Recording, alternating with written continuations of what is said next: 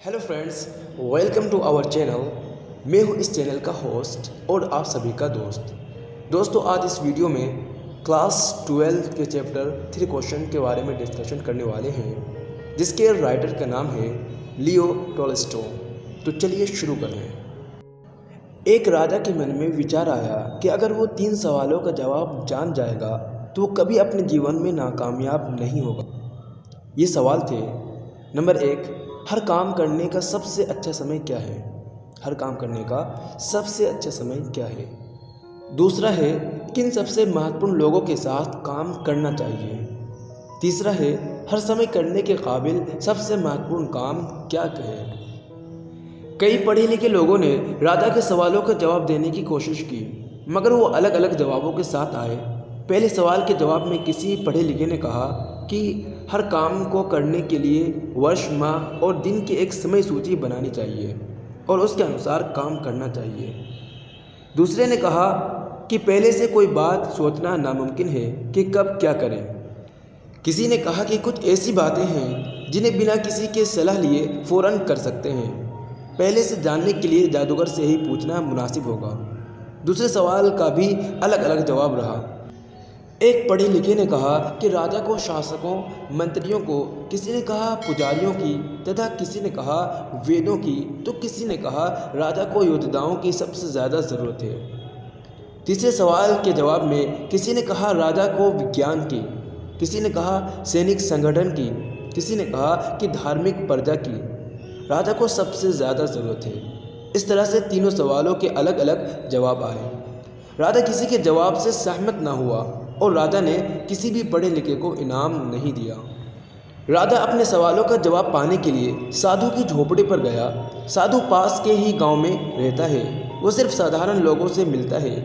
राजा किसान का भेष बदल लेता है। जब राजा साधु के पास पहुंचता, वो फूलों के लिए क्यारी खोद रहा था। राजा ने उससे अपने तीनों सवालों के जवाब पूछे। साधु ने उसके सवाल सुने मगर बिना रुके क्यारी खोदता रहा। जब 2 घंटे गुजर गए और सूरज छिपने लगा, राजा ने कहा, तुम थक गए हो, मुझे फावड़ा दो, अब मैं क्यारी खोदूंगा। 2 क्यारी खोदने के बाद राजा रुका और फिर से अपने सवाल दोहराए। साधु सवालों का जवाब दो। इससे पहले एक दाढ़ी वाला आदमी जंगलों में भागता हुआ आया।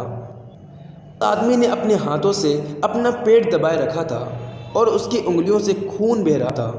राजा ने साधु के साथ उस आदमी की देखभाल की। राजा ने देखा कि उसके पेट में एक बड़ा घाव है। जब खून बहना बंद हुआ और दाढ़ी वाले आदमी को होश आया और उसने पानी मांगा, राजा उसके लिए ताज़ा पानी लाया और उसको दिया। राजा साधु की मदद से उस आदमी को झोपड़ी में ले गया और उसे पलंग पर लिटा दिया। उस आदमी ने अपनी आंखें बंद की और शांत हो गया। राजा भी गर्मी की छोटी रात में गहरी नींद में सो गया। अगले दिन घायल आदमी कुछ अच्छा महसूस कर रहा था। वो राजा और साधु की मदद का शुक्रगुजार था।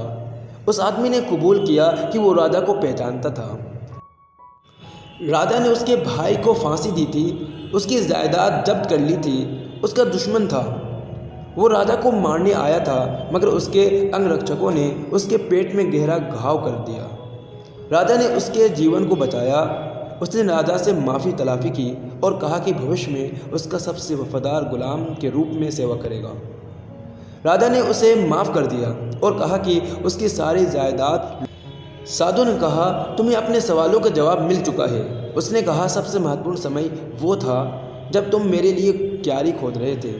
मैं उस समय सबसे महत्वपूर्ण व्यक्ति था और सबसे महत्वपूर्ण काम तुम्हारे लिए मेरी मदद करना था। बाद में जब वो दाढ़ी वाला आदमी मेरे पास दौड़ता हुआ आया, सबसे महत्वपूर्ण समय वो था जब तुम उसकी देखभाल कर रहे थे। अगर तुम ऐसा ना करते तो वो बिना तुमसे सुलह किए घर जाता। वो सबसे महत्वपूर्ण आदमी था और जो तुमने उसके लिए किया वो सबसे महत्वपूर्ण काम था। याद रखो कि नंबर 1, सबसे महत्वपूर्ण समय अब है। मौजूदा समय ही सिर्फ समय है जिस समय उसके पास काम करने की ताकत होती है। नंबर 2, सबसे महत्वपूर्ण आदमी वो है जिसके साथ उस समय तुम हो। नंबर 3, जिस आदमी के साथ तुम हो उसकी मदद करना ही सबसे महत्वपूर्ण